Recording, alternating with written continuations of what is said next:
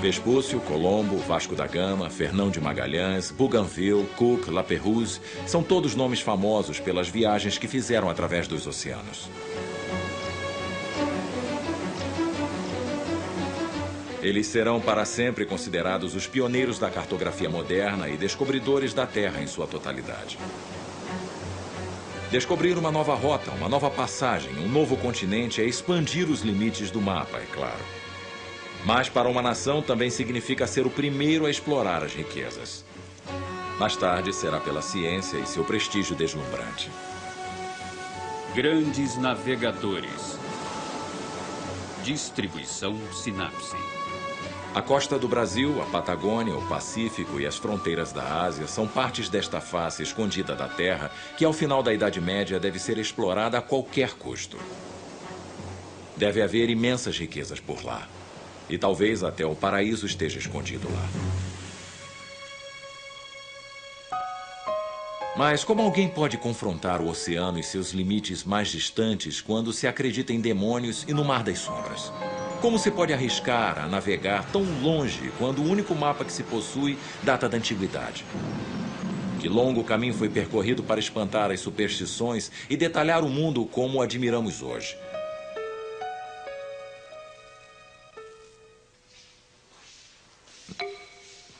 Na Biblioteca Nacional Francesa, no Departamento de Gráficos e Mapas, Hélène Richard observa um dos pequenos tesouros da humanidade. Em suas mãos, e com o maior cuidado, ela exibe um trabalho tirado de um desenho de Ptolomeu, que reapareceu ao final da Idade Média, um período essencial para a compreensão do mundo. O que temos aqui é uma edição de Ptolomeu, que é uma edição impressa, publicada em 1513, que na primeira parte reproduz os mapas de Ptolomeu, seguindo seu redescobrimento um século antes. Você pode ver a Europa, pode ver a África, que não tem limites a não ser a borda do mapa. Nós vemos a África se estender sem saber até onde vai. A Ásia, que também não tem limites, e é só. Esse é o mundo conhecido no início da Idade Média.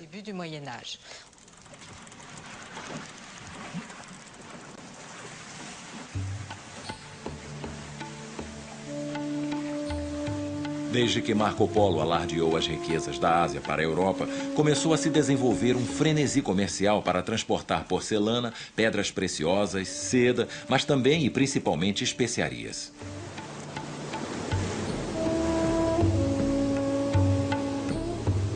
Sim, especiarias que acentuam o sabor dos pratos cozidos. Um requinte pelo qual a nobreza europeia está disposta a pagar os mais altos preços.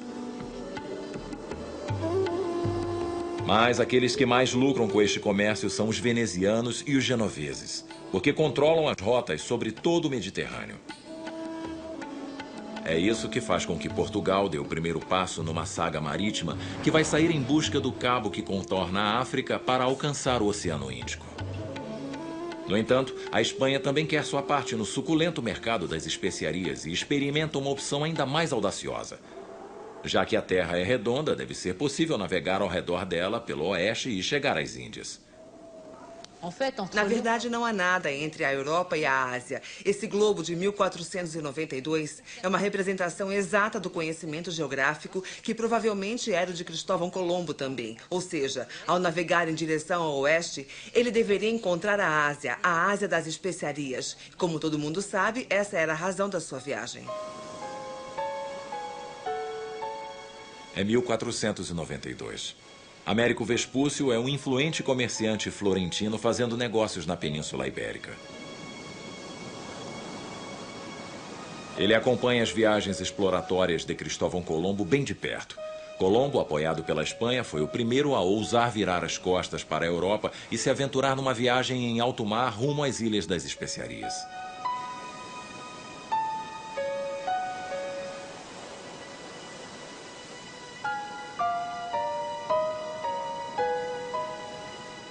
Depois de 66 dias em alto mar, Cristóvão Colombo descobre terra cujos habitantes ele garante serem índios. Estando convencido de que havia chegado às ilhas localizadas no início do continente asiático, o mapa em direção ao oeste está começando a desenvolver novas linhas. As notícias atingem Portugal como uma bomba, que agora quer explorar a nova rota.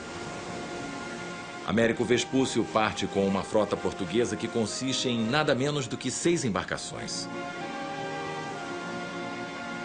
A missão deles é encontrar uma passagem possível. Enquanto isso, a Espanha continua a enviar Cristóvão Colombo, que concentra suas investigações no Caribe.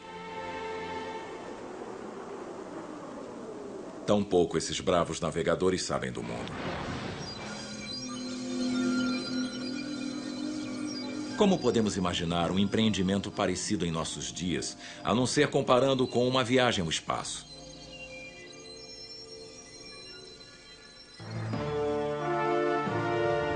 Em 1996, Claudie Ranieri, a primeira astronauta francesa, entra na plataforma de lançamento. A pressão está no máximo.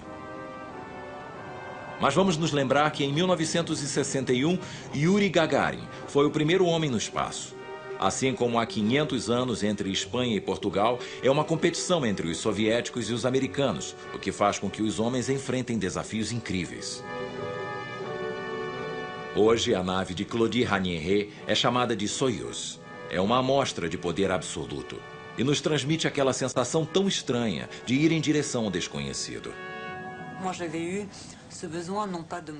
Eu não sentia a necessidade de voltar como Vespúcio, da maneira como ele se afasta do litoral e volta para a terra. Mas, presa ao assento a bordo da Soyuz, eu sentia a necessidade de olhar pela portinhola, de ver o momento em que eu era arremessada verticalmente com esse foguete e ver como é sair da terra. Foi um momento muito rápido porque, com o sistema de propulsão da Soyuz, uma cápsula é colocada em órbita em menos de 9 minutos. Então você se encontra orbitando ao redor da Terra com uma visão horizontal, que é levemente ampliada, porque você pode ver a natureza finita do planeta. O horizonte tem um significado diferente do horizonte que Vespúcio viu quando olhou para o litoral. À ce moment-là, que l'horizon que pouvait avoir Vespucci en regardant son rivage. Então, com Portugal, Vespúcio está a caminho do país que será chamado de Brasil. Uma terra ao longo da qual ele planeja velejar ao sul para encontrar uma passagem em direção às Índias. Enquanto isso, Cristóvão Colombo, pela Espanha, se perde no Caribe e se depara com o Istmo do Panamá.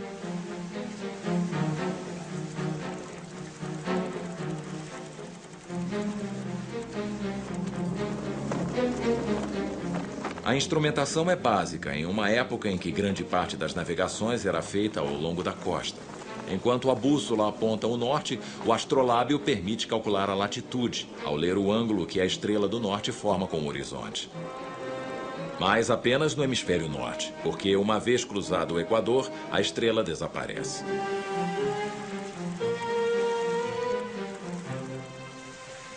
Os portugueses já têm uma vantagem sobre os espanhóis na arte da navegação graças às numerosas viagens à África e Índia.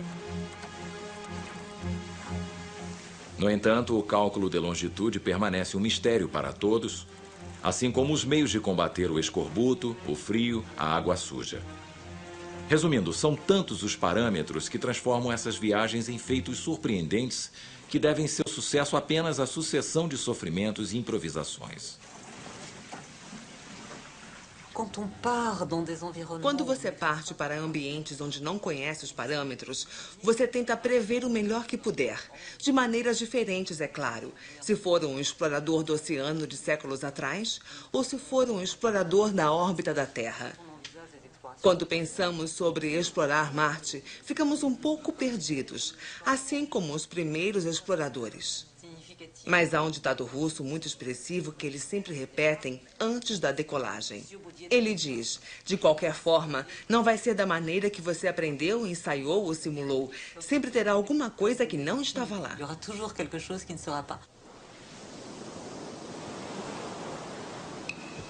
A única coisa que sabemos sobre esta expedição portuguesa que levou Américo Vespúcio é que, por mais de um mês, o litoral brasileiro esteve o tempo todo à vista. Um novo e gigante litoral estava sendo desenhado no mapa. E a ideia que estava brotando em Vespúcio era que este poderia ser um novo mundo, provavelmente do tamanho de um novo continente.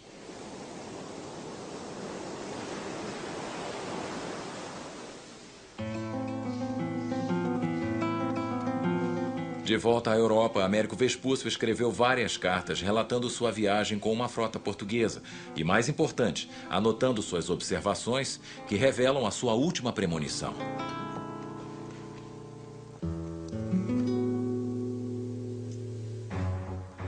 Talvez nos seja permitido chamá-las de Novo Mundo, já que nossos ancestrais não tinham conhecimento delas e acreditavam na maior parte que, além do equinócio ao sul, não há nenhum continente, apenas o mar, o qual eles chamam de Atlântico. Aqueles que acreditavam na possível existência de um continente contestaram a ideia de que pudesse ser uma terra habitável. Mas essa declaração é completamente falsa. A última viagem que fiz prova isso, já que descobri nessas terras do sul um continente mais rico em população e animais que nossa Europa, ou Ásia, ou África.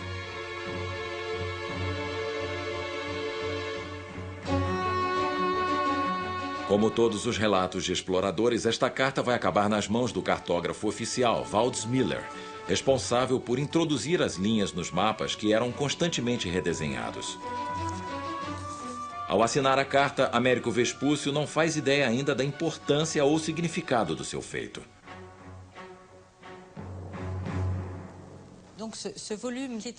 Então, esse volume é, na verdade, uma edição de Martin Waldes Miller. Martin Waldes Miller foi quem introduziu o nome da América pela primeira vez em um mapa de 1507. E nós vemos que entre a Europa e a Ásia existe outro mundo, que é uma nova terra, que recebe o nome de América e que vai permanecer como nome deste continente.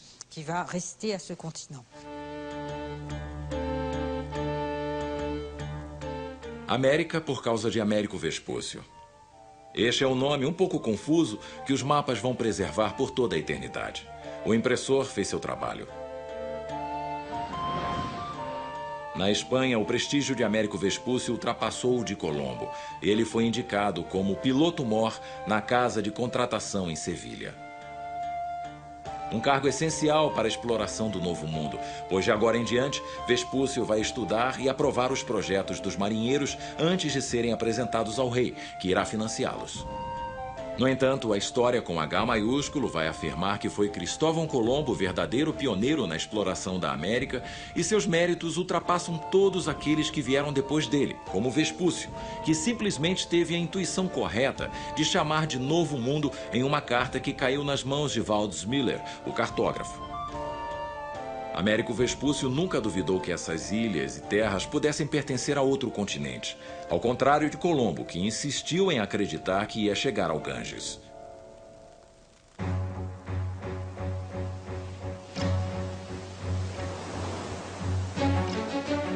Uma brecha acabava de ser aberta no lado escondido da terra.